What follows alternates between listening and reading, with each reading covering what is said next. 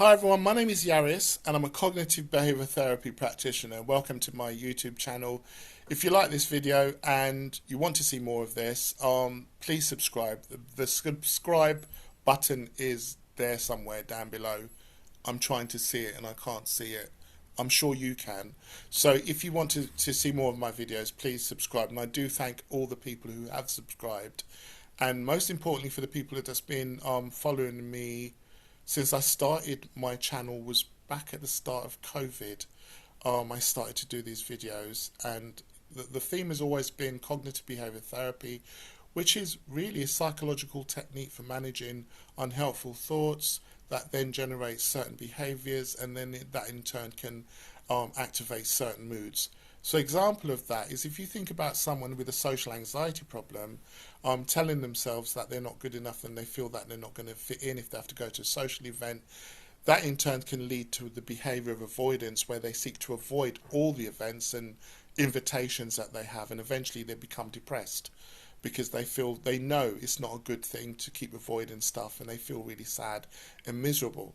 But if they can start to challenge those unhelpful thoughts and telling themselves that it is normal to feel anxious and it's inevitable not everyone's going to like them, but most of the people will like them, then they'll make more of an effort, and then that in itself can prevent them from avoiding going certain places, and by going certain places that improves their mood, because we know when we visit people and we go to people homes and see them interact with people, we know it makes us feel good inside even though we didn't want to do it. I know often people invite me to go places and I'll say no, I can't be bothered, I don't want to go. And after the refusal, I often feel quite sad.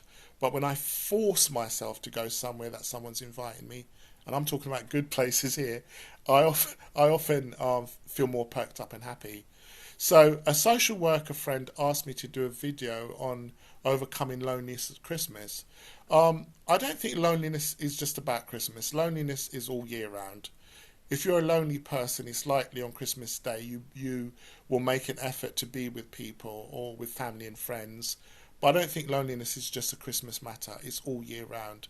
And what I say to people who are lonely is find out ways of expanding your friendship circles, using the resources that are there. It could be communicating with people on the social media platforms. It could be even arranging video chats with people, because with the awake of the mobile phones, a lot of people don't actually use their videos. They just do things like WhatsApp and text messages and have telephone calls. If you are lonely, why not have a video chat with someone, or even organise a video chat on Christmas Day? And it don't have to be one person. You can actually ring all your friends, the people that you know, and arrange a schedule when you're going to call a particular person via video to check in with them and to talk to them. If you've got family and friends, think about if they haven't invited you to a Christmas party or Christmas dinner, maybe invite yourself. There's nothing wrong with telling your friends that you're alone, and would it be possible to come round on Christmas Day to visit them? You'd be surprised how many people say yes, because at that time of year we know there's goodwill to all mankind, and people are very charitable around that time. Even thinking about your local soup kitchens. I know people go to their local soup kitchens. They're not homeless necessarily, but just to interact with people. Or think about any charities or soup kitchens that you can work in on that day. I know here in the UK, the Red Cross is always looking for volunteers to help out. Even homeless charities are always looking for volunteers. So think about if you can actually volunteer on Christmas Day, and think about if you can do other stuff on Christmas Day. Like going for walks, watching TV, doing yourself a nice meal. It could be just having a hot bath with candles. It might even be doing a duvet day.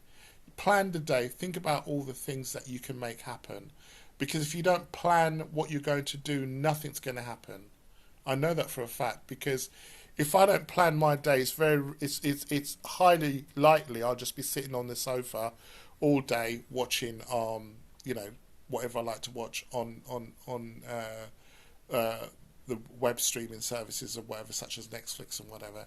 And I don't want to just spend all my day watching Netflix, YouTube, or whatever, Facebook and stuff like that. I like to do constructive things as well, such as visiting friends, participating in hobbies and stuff like that. So my thinking is, make whatever you want to see happen on that day happen, and make an effort to make it happen. See Christmas as no other day, no difference from other days that you've got through on your own with no support, no help. And bearing in mind it's just one day. It's just one day you're going to get through, and you'll get through it. So that is my theory. And remembering that no one can force you to do things either. So if you want to opt out of Christmas this year, I know many years on and off I've cancelled Christmas, or I've opted out because I just didn't want to do it. There was no reason why. I can't say it's because I was down or depressed. I just did not want to do it. I didn't want to participate. This year, Christmas is very, very low key for me because I haven't got the finance to be spending money the way I'd like to on family and friends. So for me, I've already told people this year, no presents will be coming from me, and Christmas is going to be very, very low key for me. And so people already know already that I'm not going to be bigging it up, so to speak. And I've been very open and direct with people, and it can be very painful to say that to people, because people might then think, oh, you're a Scrooge, you're something's going wrong, you're sad or whatever. But you should feel free to opt out of something if you don't want to do it for whatever reason. So that's my advice.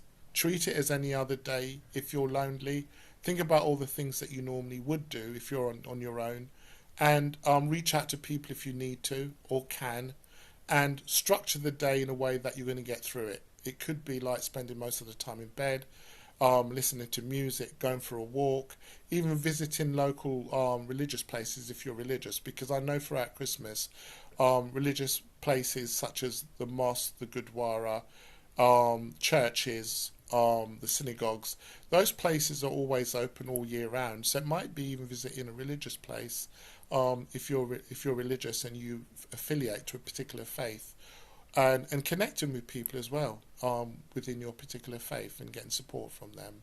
So I hope this helps, because that is practical things that I tend to share with my clients when I'm running a treatment episode. They often say, what can I do? I'm alone. Christmas, I don't know what to do. Have you got any advice? So the advice I'm giving them, I'm actually sharing with you. So I hope you do have a great holiday season.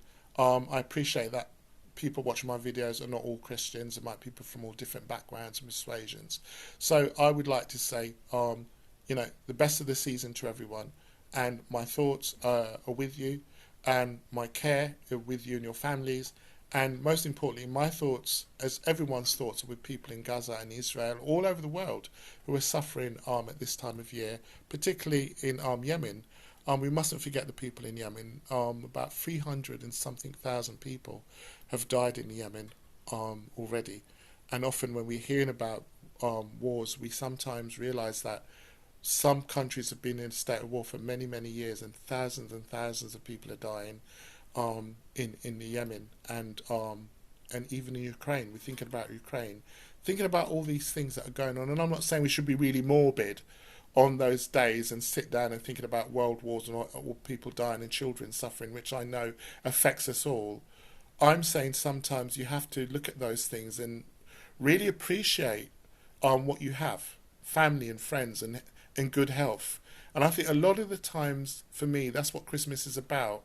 Reflecting on all the things that you do have, rather than the things that you don't have or what Santa won't get you.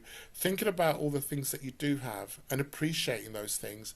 If it's family and friends, it could be your pets, it could be, just life, appreciating life, because a lot of people are being denied life as we speak. So for me, it's really using perhaps Christmas also as a period of reflection, where you're just reflecting on the good things and the stuff that you've got in life, and the year that you've had as well, and looking forward to the future and what you plan to do for the new year. So in the new year, I will be doing videos on wellness, and I will continue to talk about CBT as well, but I will be having some new videos next year, and please stick with me, because I know those videos are going to be really, really interesting. I can't give much information about it, but I will be sharing some new videos with you that everyone will find interesting, I hope. Touch wood, cross my finger. And thank you everyone that's watched my Sing to Spice Up Your Life, Bring Singing in Your Life video, which has got over 30,000 views. I'm really touched by that, and the reason why I'm touched is because you're seeing someone here smiling and joking all the time, but for someone who struggled with social anxiety for many years, to get to the point where you can actually do a YouTube video and get 30,000 people watching that is significant. And I really want to thank all of you who've watched that videos and contributed to that figure. Take care, everyone. Peace.